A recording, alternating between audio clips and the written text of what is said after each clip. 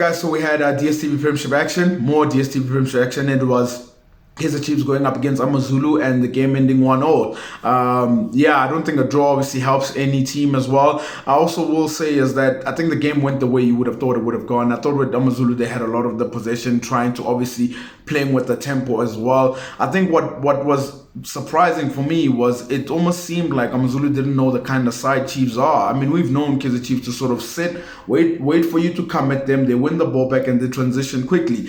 But it seemed like AmaZulu didn't know that, because there were many times where you sort of found that Kaizer Chiefs were winning the ball back and they were transitioning, and the problem is that AmaZulu committed too many men forward, leaving gaps in behind, having to run back at their own goal. And what happens is that the own goal was scored by Keegan Buchanan in that way. When they're running back and the cross comes in, he hits it into his own net. And now the game turns into a game that Chiefs like, because now AmaZulu have to keep committing men forward in order to try and score a goal, and obviously that's going to leave gaps in behind. I think what also hurt AmaZulu was the fact that they always tried to score the perfect goal, and unfortunately with Kaizer Chiefs, they sit so deep, they've got so many men so deep that to sort of score the perfect goal where you pass it into the back of the net, there's not too many gaps there. There's not too many gaps. So sometimes you're gonna have to hit a strike from range, but you're gonna have to hit it well, because Daniel Pay as well is a very decent goalkeeper. But in the second half, I think AmaZulu came out, they were more aggressive, the tempo was upbeat, they were putting Kaizer Chiefs under a lot of pressure. I think Bongintule as well